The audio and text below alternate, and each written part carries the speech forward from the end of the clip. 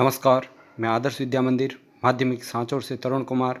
आज हम सामाजिक विज्ञान कक्षा 8 अध्याय 1 संसाधन भाग संख्या 2 के बारे में अध्ययन करेंगे।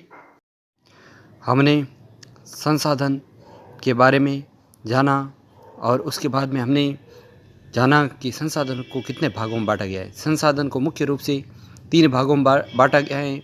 पहला है प्राकृतिक संसाधन, दूसरा मानव निर्मित संसाधन, तीसरा मानव संसाधन। प्राकृतिक संसाधन को पुनः 2 भागों में बांटा गया है। पहला है नवीकरणीय संसाधन और दूसरा है अनवीकरणीय संसाधन। मानव निर्मित संसाधन, कभी कभी प्राकृतिक पदार्थ तब संसाधन बन जाते हैं जब उनका मूल रूप बदल दिया जाता है। लोएस्क उस समय तक संसाधन नहीं था जब तक लोगों ने उससे लोहा बनाना नहीं सीखा था। लोग प्राकृतिक संसाधनों का उपयोग पुल, सड़क, मशीन और वाहन बनाने में करते हैं, जो मानव निर्मित संसाधन के नाम से जाने जाते हैं। ऐसे संसाधन जिनका उपयोग मानव है, वह जैसे लोएस्क है तो उसका सीधा उपयोग नहीं कर सकता है। लोहे से बनी वस्तुओं का उपयोग मानव करता है, जैसे पुल बनाने में, सड़क बनाने में, मशीन निर्माण करने में लोहे का उपयोग मानव करता है। इसीलिए हम जैसे लोग प्राकृतिक संसाधनों का उपयोग करके मानव निर्मित संसाधन बनाते हैं। मोना ने समझाते हुए कहा, हाँ। राजू ने स्वीकृति में सिर हिलाया। अब आगे आता है शब्दावली। संसाधन का भंडार। संसाधन का भंडार है वो क्या है?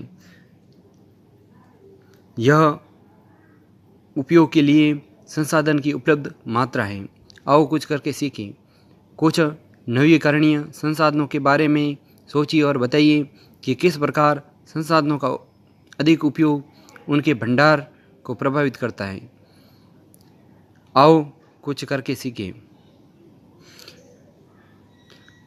इसमें यह बताया गया है कि नवीकरणीय संसाधन हैं वो। कुछ नवीकरणीय संसाधनों के बारे में सोचिए और बताइए कि किस प्रकार संसाधनों का अधिक उपयोग उनके भंडारण को प्रभावित करता है। नवीकरणीय संसाधन हैं, उनका अधिक उपयोग करेंगे तो जैसे जल का ज़्यादा उपयोग करेंगे तो जल पीने योग्य शुद्ध जल है वह धीरे धीरे समाप्ति की कगार पर पहुंच रहा है। उसी तरह उपजाऊ मिट्टी है तो उसका भी ज़्यादा उपयोग करने के कारण उसका भी क्षय हो रहा है और उपजाऊ भूमि है वो बंजर भूमि में कन्वर्ट हो रही है। तो इस तरह नवीकरणीय संसाधनों का सोच समझ के उपयोग हमें करना चाहिए। आओ कुछ करके सीखें। 5 मानव निर्मित संसाधनों की सूची बनाइए जिन्हें आप अपने चारों ओर देखते हैं। मानव निर्मित कुछ संसाधनों के नाम आपको लिखना है। पंखा है, कूलर है, मोटरसाइकिल है। ऐसे मानव निर्मित संसाधनों के बारे में आपको लिखना है। क्या आप जानते हैं मानव संसाधन से तात्पर्य लोगों की संख्या और योग्यता, मानसिक तथा शारीरिक से हैं। यद्यपि मानव को संसाधन मानने के संदर्भ में लोगों में मतभेद है, इतना होते हुए भी इस तथ्य से इनकार नहीं किया जा सकता कि मूलतः मनुष्य की कुशलता ही भौतिक पदार्थों को मूल्यवान संसाधन बनाने में सहायता करती हैं। मानव संसाधन, लोग और अधिक संसाधन बनाने के लिए प्रकृति का सबसे अच्छा उपयोग तभी कर सकते हैं जब उनके पास ऐसे करने का ज्ञान, कौशल और प्रौद्योगिकी उपलब्ध हो। इसीलिए मनुष्य एक विशिष्ट प्रकार का संसाधन है। अतः लोग मानव संसाधन हैं। लोग हैं वो क्या है? मानव संसाधन। लोगों के द्वारा अच्छा ज्ञान, अच्छी सीख और प्रौद्योगिकी का विकास ही उनसे एक मानव संसाधन बनाती है। शिक्षा और स्वास्थ्य लोगों को बहुमूल्य संसाधन बनाने में मदद करते हैं। अधिक संसाधनों के निर्माण में समर्थ होने के लिए लोगों के कौशल में सुधार करना मानव संसाधन विकास कहलाता है। अब आता है एक उदाहरण हम देखेंगे जिसमें एक कृषि वैज्ञानिक है, वह न्यूज़पेपर को पढ़ रही है। सूखे के कारण फसलों का विनाश, क्या मैं इसका समाधान निकाल सकती हूँ? वह मन ही मन सोचती है क्या ये जो सूखा पड़ा है, बाढ़ व अकाल अकाल का के हालात आए हैं, तो इससे निपटने के लिए क्या मेरे पास कोई उपाय हो सकता है? मन ही मन सोचती है, हाँ क्यों नहीं। मन ही मन वह विचार करती है, क्यों नहीं मैं इसके बारे में कुछ करूं। तो सूखे से बचने के लिए वह फुहारा पद्धति से कृषि कार्य करने के लिए किसानों को प्रेरित करती हैं। अच्छे बीज तथा अच्छे खाद के लिए किसानों को प्रोत्साहित करती है, जिससे किसानों की फसल है वो अच्छी होती है, जिससे किसान प्रसन्न होते हैं और वे उनके पास आते हैं और कहते हैं यह सब ज्ञान, शिक्षा, कौशल के कारण संभव हुआ कि हम इसका समाधान निकाल पाएँ। पढ़े एवं मनन करें। मनुष्य एक दूसरे पर निर्भर हैं। किसान सभी के लिए अन्न उपजाते हैं। वैज्ञानिक कृषि से जुड़ी विभिन्न समस्याओं और अन्य उत्पादन बढ़ाने के उपाय खोजते हैं। जो व्यक्ति जिस क्षेत्र में लगा हुआ है, किसान है तो अन्न उपजाने का काम करेगा, वैज्ञानिक है वो नई नई खोज करने का काम करता है। अब आगे आया है संसाधन संरक्षण क्या है। तो यहाँ पर एक बालिका जो लेटी हुई है और सोए हुए से एक स्वप्न आता है। मोना ने एक बुरा स्वप्न देखा। उसने देखा कि पृथ्वी पर सारा जल सूख गया है और सारे पेड़ कट गए हैं। वहाँ पर न तो छाया ही थी और न कुछ खाने के लिए था। लोग परेशान हो रहे थे और चारों तरफ भोजन और छाया की तलाश में निराश घूम रहे थे। मोना ने सपने में देखा कि भाई पानी है वो ख़त्म हो गया है, भोजन नहीं है, पानी नहीं है और चारों तरफ पेड़ हैं वो कटे हुए हैं। पेड़ कटे हुए हैं इसलिए छाया भी नहीं है। ऐसे दृश्य को देखकर मोना घबरा जाती है और अपनी माँ के पास जाती है। उसने अपनी माँ को सपना के बारे में बताया। उसने पूछा, अम्मा क्या ये सच में हो सकता है? हाँ। अम्मा ने कहा कि हाँ ऐसा हो सकता है। अम्मा ने उत्तर दिया, यदि हम नवीकरणीय संसाधनों के प्रति सतर्क नहीं रहे तो वे बहुत ही दुर्लभ हो सकते हैं और अनवीकरणीय संसाधन निश्चित ही समाप्त हो सकते हैं। अनवीकरण संसाधन हैं जैसे कोयला है, तो एक बार समाप्त होने के बाद में कोयले की खदान में जब तक कोयला है तब तक अपन काम में ले सकते हैं, लेकिन जब वो समाप्त हो जाएगा तो उसका कोई विकल्प नहीं होगा। लेकिन उसके अलावा जो नवीकरणीय संसाधन है उनका भी यदि बिना सोचे समझे हम उपयोग करते रहेंगे तो वो भी समाप्त हो जाएगा। राजू ने पूछा, हम इसके लिए क्या कर सकते हैं? बहुत कुछ। अम्मा ने उत्तर दिया कि हम इसके लिए संसाधन जो समाप्त हो रहे हैं उनके लिए बहुत कुछ कर सकते हैं। आप अपने दोस्तों से बात क्यों नहीं करते? अम्मा ने कहा कि आप अपने दोस्तों से बात कीजिए कि हमें संसाधनों को बचाने के लिए क्या क्या करना चाहिए। संसाधनों का सतर्कतापूर्वक उपयोग करना और उन्हें नवीकरण के लिए समय देना संसाधन संरक्षण कहलाता है।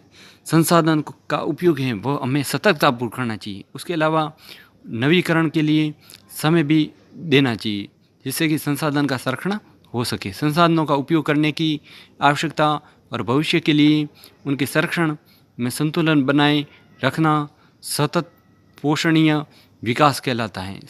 संसाधनों का उपयोग हमें भावी पीढ़ी को ध्यान में रखकर करना चाहिए।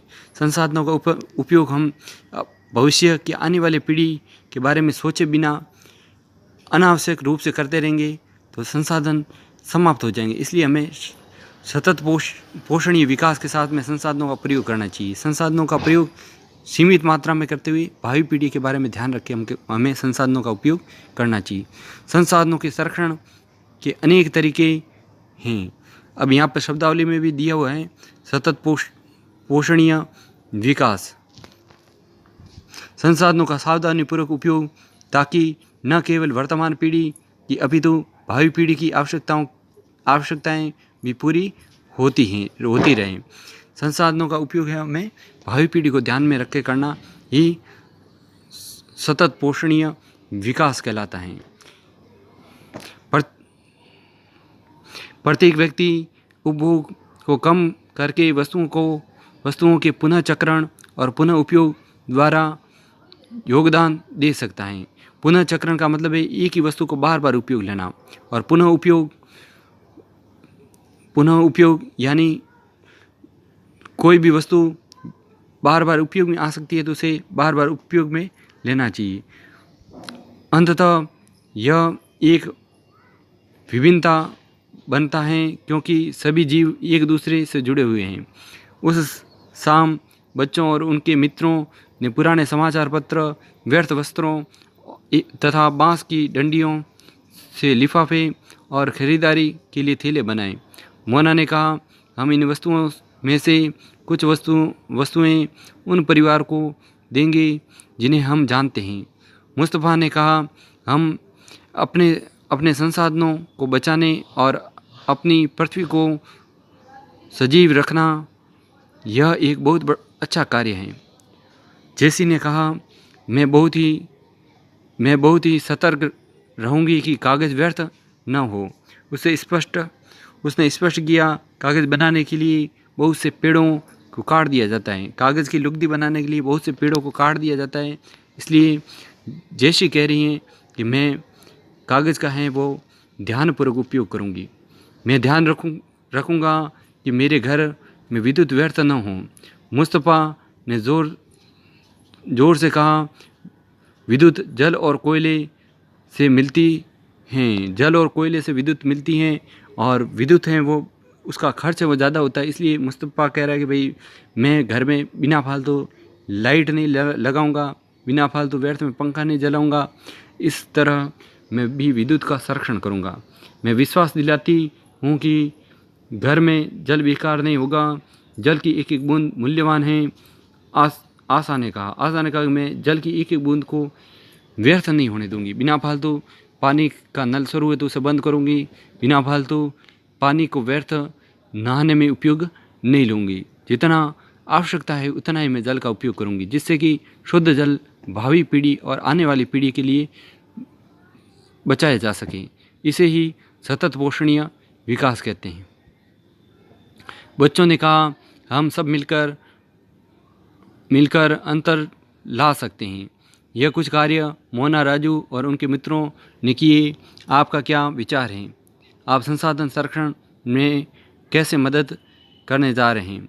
हमारी पृथ्वी और इस पर निवास करने वाले लोगों का भविष्य पेड़ पौधों और परितंत्र की सुरक्षा और संरक्षण से जुड़ा हुआ है। अब यह निश्चित करना हमारा कर्तव्य हो जाता है कि सभी नवीकरणीय संसाधनों के उपयोग सतत पोषणीय हैं। सतत पोषणीय का मतलब है कि भावी पीढ़ी को ध्यान में रखकर संसाधनों का उपयोग करना। सभी नवीकरणीय संसाधनों के उपयोग सतत पोषणीय हैं। पृथ्वी पर जीवन की विविधता संरक्षित की जाए। पृथ्वी पर जो जीवन की विविध संसाधन हैं उनको भी सुरक्षित रखना ये हमारा कर्तव्य है। प्राकृतिक पर्यावरण तंत्र की हानि को कम से कम किया जाए। प्राकृतिक पर्यावरण तंत्र का मतलब है पेड़ पौधे और जल को सुरक्षित रखने के लिए हमें योजना बनानी चाहिए। अब आगे आ रहा है सतत पोषणीय विकास के कुछ सिद्धांत। जीवन के सभी रूपों का आदर और देखभाल, मानव जीवन की गुणवत्ता को बढ़ाना, पृथ्वी की जीवन शक्ति और विविधता का संरक्षण करना, प्राकृतिक संसाधनों के ह्रास को कम से कम किया जाए। प्राकृतिक संसाधन है जैसे पेड़ पौधों की कटाई वो कम करनी चाहिए। पृथ्वी पर जल और वायु और पर्यावरण को सुरक्षित रखने के लिए कदम उठाने चाहिए। पर्यावरण के प्रति व्यक्तिगत व्यवहार और अभ्यास में परिवर्तन, समुदायों को अपने पर्यावरण की देखभाल करने योग्य बनाना। अब आगे आ रहा है अभ्यास प्रश्न। निम्नलिखित प्रश्नों के उत्तर दीजिए। पृथ्वी पर संसाधन असमान रूप से क्यों वितरित हैं? दूसरा प्रश्न है संसाधन संरक्षण क्या है? तीसरा प्रश्न है मानव संसाधन महत्वपूर्ण क्यों हैं?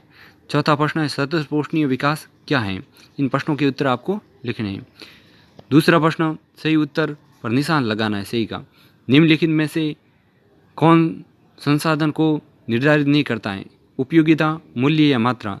निम्नलिखित में से कौन सा मानव निर्मित संसाधन है? कैंसर उपचार की औषधि, झरने का जल, उष्णकटिबंधीय वन। कथन पूरा कीजिए। अनवीकरणीय संसाधन खाली जगह होते हैं, सीमित भंडार वाले, मनुष्य द्वारा निर्मित, निर्जीव वस्तुओं से व्युत्पन्न। क्रियाकलाप रहीमन पानी राखिए, बिन पानी सब सोन, पानी गए न उबरे, मोती मानो चुन। यहाँ पर एक रहीमदास जी को दोहा दिया गया है। जिसमें रहीम दास जी बता रहे हैं कि समुद्र में से यदि पानी चला जाएगा तो पानी के सूखने के बाद में मोतियों का कोई मूल्य नहीं रहेगा, जो कि बहुत समुद्र के अंदर से गोताखोर बहुत ही कीमती हीरे और मोती हों बहुत ही अंदर तक जाकर और निकालते हैं। लेकिन यदि मोती आसानी से मिल जाए या हीरे आसानी से मिल जाए तो उनका कोई मूल्य नहीं रहेगा। ये पंक्तियाँ अकबर के दरबार के 9 रत्नों में से एक कवि अब्दुल रहीम खाने खाना द्वारा लिखी गई थी। कवि किस प्रकार के संसाधन की ओर संकेत कर रहा है? इस संसाधन को समाप्त हो जाने पर क्या होगा, इसे 100 शब्दों में लिखिए। आओ खेलें। सोचिए कि आप प्रागैतिहासिक काल में एक ऊंचे हवादार पठार पर रहते हैं। आप और आपके मित्र तेज पवनों का उपयोग कैसे करते हैं? क्या आप पवन को एक संसाधन कह सकते हैं? अब कल्पना कीजिए कि वर्ष 2021 कि आप वर्ष 2138 में उसी स्थान पर रहते हैं। क्या आप पवनों का कोई उपयोग कर सकते हैं? कैसे? क्या आप बता सकते हैं कि अब पवन एक महत्वपूर्ण संसाधन क्यों है? एक पत्थर, एक पत्ता, एक गत्ता और एक टहनी लीजिए और सोचिए कि आप इनका उपयोग संसाधन की भांति किस प्रकार कर सकते हैं। नीचे दिए गए उदाहरण को देखिए और रचना कीजिए। आप एक पत्थर का उपयोग कर सकते हैं। स्टापू खेलने के लिए एक खिलौना है। स्टापू है वो खिलौना है और खेलने के लिए इसका पत्थर का उपयोग अपन कर सकते हैं। पेपर वेट की भांति उपकरण के रूप में अपन पत्थर का उपयोग कर सकते हैं। मसाला पीसने के लिए उपकरण की भांति अपन इसका उपयोग पत्थर का उपयोग हम कर सकते हैं। अपने बगीचे कमरे को सजाने के लिए सजावट का सामान, बोतल को खोलने के लिए उपकरण के रूप में अपन इसका प्रयोग कर सकते हैं। गुलेल में शस्त्र के रूप में अपन इसका प्रयोग कर सकते हैं। आप एक पत्ती का उपयोग कर सकते हैं। इसके बारे में आपको स्वयं को लिखना है। धन्यवाद।